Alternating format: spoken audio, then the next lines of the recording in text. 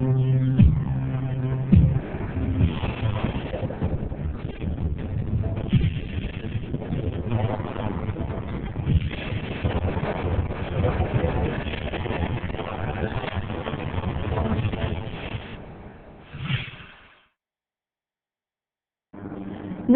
દર્શક મિત્રો, ડીએનટીવીના ન્યૂઝરૂમમાંથી હું હેતલ શાહ આપનું સ્વાગત કરું છું।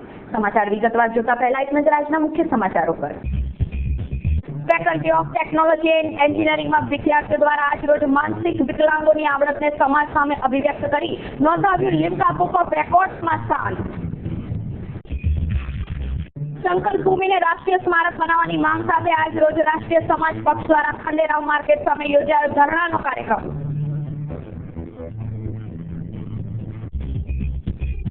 જાંબુઆ બ્રિજ ખાતે આજે વહેલી સવારે ટ્રક ચાલકે જોખો આવી જતા ટ્રક ખાડામાં ખાબકતા ક્લીનરનું ઘટના સ્થળે કમકમાટી ભર્યું મોત। હવે જોઈએ સમાચાર વિગતવાર।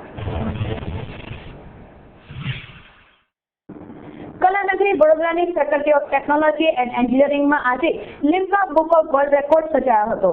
પ્રેરણાનું નામ 3 ઓગસ્ટ શનિવારના રોજ લિમ્કા બુક ઓફ રેકોર્ડ્સમાં નોંધવામાં આવ્યું હતું, જેમાં 604 જેટલા મૂકબધિર વિદ્યાર્થીઓ દ્વારા તેમની સાંકેતિક ભાષામાં આપણું રાષ્ટ્રીય ગીત જન ગણ મન સફળતાપૂર્વક રજૂ કરવામાં આવ્યું હતું।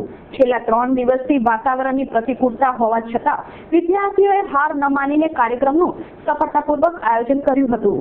આ કાર્યક્રમમાં સમગ્ર ગુજરાતના ખેડા, વડોદરા, પાદરા વગેરેના જિલ્લામાંથી વિદ્યાર્થીઓએ ભાગ લીધો હતો। લિમ્કા બુક ઓફ વર્લ્ડ રેકોર્ડ્સમાં ભાગ લેનાર તમામ વિદ્યાર્થીઓને એજ્યુકેશન કિટનું વિતરણ પણ કરવામાં આવ્યું હતું।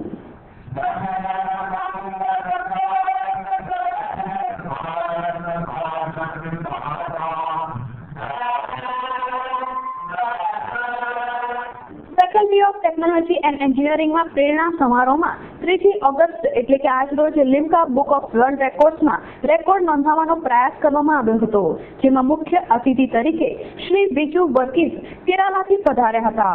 શ્રી બીજુ વર્ગીસ ડિસેબલ ફ્રેન્ડલી કારના સર્જક છે। અત્રે નોંધનીય છે કે તેઓ પોતે વિકલાંગ બન્યા બાદ આ સર્જન તેમણે કર્યું હતું।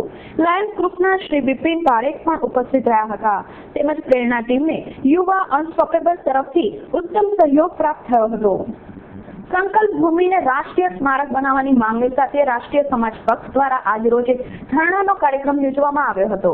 સંકલ્પ ભૂમિને રાષ્ટ્રીય સ્મારક બનાવવાની સેવા સદન દ્વારા માન્યતા આપી રાજ્ય સરકાર તેમજ કેન્દ્ર સરકારને રજૂઆત કરવા સેવા સદન દ્વારા 600 ચોરસ ફૂટ જગ્યા સંકલ્પ ભૂમિ માટે નાનો વિસ્તાર હોય બિન વપરાશવાળી જગ્યા સંકલ્પ ભૂમિને ફાળવવા તેમજ માત્ર ભારતમાં જ નહીં પરંતુ વિશ્વમાં પ્રસિદ્ધ થાય તેવી સંકલ્પ ભૂમિ બનાવી વિશાળ ઇમારત, મ્યુઝિયમ, ધ્યાનખંડ તથા બૌદ્ધ અવશેષો ભેગા કરી સંકલ્પ ભૂમિને વિશ્વના ઇતિહાસમાં આગવું સ્થાન આપવાની માંગણી સાથે આજે રાષ્ટ્રીય સમાજ પક્ષ દ્વારા વડોદરા મહાનગર સેવા સદન ખંડેરાવ માર્કેટ સામે ધરણાનો કાર્યક્રમ યોજવામાં આવ્યો હતો। જાંબુઆ બ્રિજ ખાતે આજે વહેલી સવારે ટ્રક ચાલકને જોખો આવી જતા ટ્રક ખાડામાં ખાબકી હતી। આ અકસ્માતને પગલે ટ્રક ક્લીનરનું ઘટના સ્થળે જ કમકમાટી ભર્યું મોત નીપજ્યું હતું। બનાવની વિગત અનુસાર સુરતથી રાજસ્થાન તરફ અનાજ ભરેલી ટ્રક જાંબુઆ બ્રિજ પાસેથી પસાર થતી હતી ત્યારે અચાનક ટ્રક ચાલકને જોખો આવી જતા ટ્રક ખાડામાં ખાબકી હતી। આ અકસ્માતમાં ક્લીનરનું ઘટના સ્થળે જ કમકમાટી ભર્યું મોત નીપજ્યું હતું, જ્યારે ગંભીર રીતે ઘવાયેલા ડ્રાઈવરને તાત્કાલિક સારવાર અર્થે અત્રેની સયાજી હોસ્પિટલ ખાતે ખસેડવામાં આવ્યો હતો। બનાવ અંગે મકરપુરા પોલીસે પ્રાણઘાતક અકસ્માત મોતના કાગળો તૈયાર કરી વધુ તપાસ હાથ ધરી છે।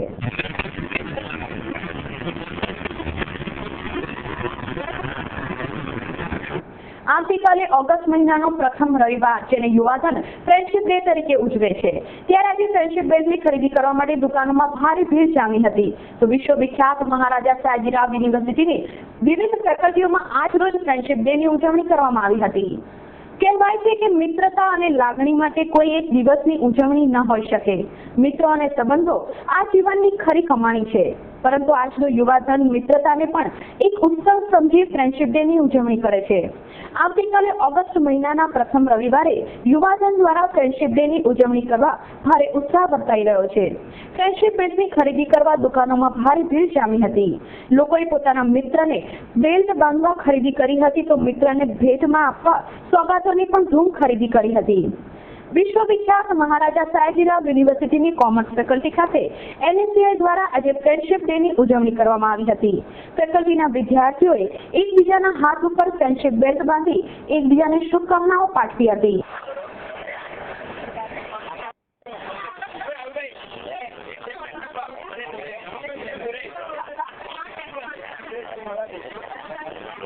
ત્યારે મહારાજા સયાજીરાવ યુનિવર્સિટીની આર્ટ્સ ફેકલ્ટી ખાતે પણ યુવા શક્તિ ગ્રુપ દ્વારા ફ્રેન્ડશિપ ડેની અનોખી રીતે ઉજવણી કરવામાં આવી હતી।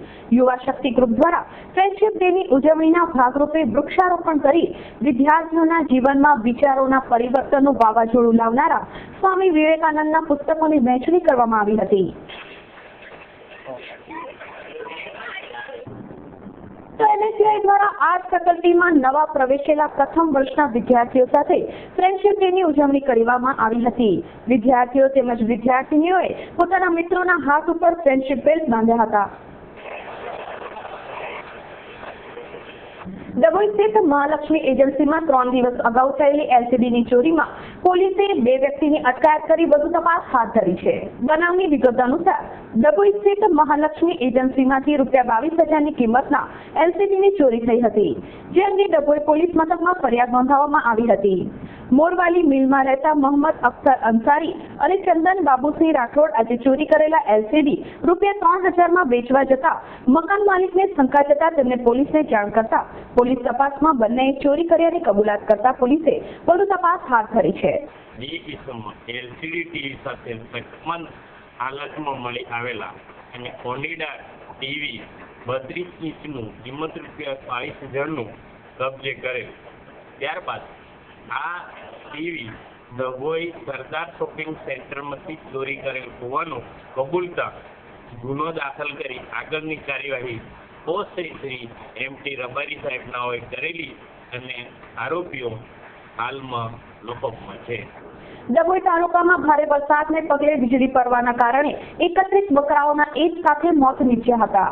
ડભોઈ તાલુકાના મોસમપુરા ગામે ગામની સીમમાં આંબાવાડિયામાં ગામના યુવાનો ગોવાળિયાઓ ઘનશ્યામ ખાતરભાઈ રાઠોડિયા, દીપક ગોરધન રાઠોડિયા તેમજ અન્ય ગામના બકરા જાનવરોને ચરાવવા આવ્યા હતા।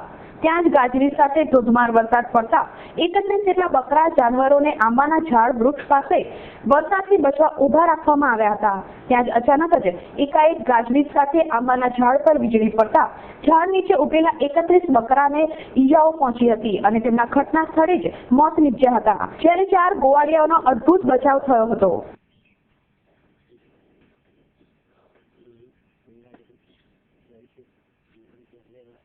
મોસમપુરા ગામ ડભોઈ તાલુકાના અંદર આવેલું છે અને કાલે છોકરા ચરવા આવેલા વાડિયાની અંદર અચાનક વીજળી પડી તો છોકરા ભાગી ગયા હતા। બકરા 31 મળી ગયા હતા। છોકરા બકરા ચરવા ગયા હતા અને વીજળી પડી એવું લાગે તો ભાગી ગયા થોડા દૂર। છોટાઉદેપુર ગામના પારિવારિક ઝઘડામાં નાના ભાઈએ મોટા ભાઈને તીર મારીને હત્યા કરી નાખતા સનસનાટી મચી જવા પામી હતી। બનાવની વિગત અનુસાર છોટાઉદેપુર ગામમાં રહેતા રમજીભાઈ અને ખોખરિયાભાઈ વચ્ચે આજરોજ પારિવારિક મુદ્દે ઝઘડો થયો હતો। આ ઝઘડામાં ઉગ્ર બનેલા નાના ભાઈ ખોખરિયાએ રામજીભાઈને તીર મારતા તેઓ ઈજાગ્રસ્ત હાલતમાં ખસેડાતા પરસ્પરના તબીબોએ તેમને મૃત જાહેર કર્યા હતા। બનાવ અંગે પોલીસે હત્યાનો ગુનો નોંધી ખોખરિયાને ઝડપી પાડવાના ચક્રો ગતિમાન કર્યા છે।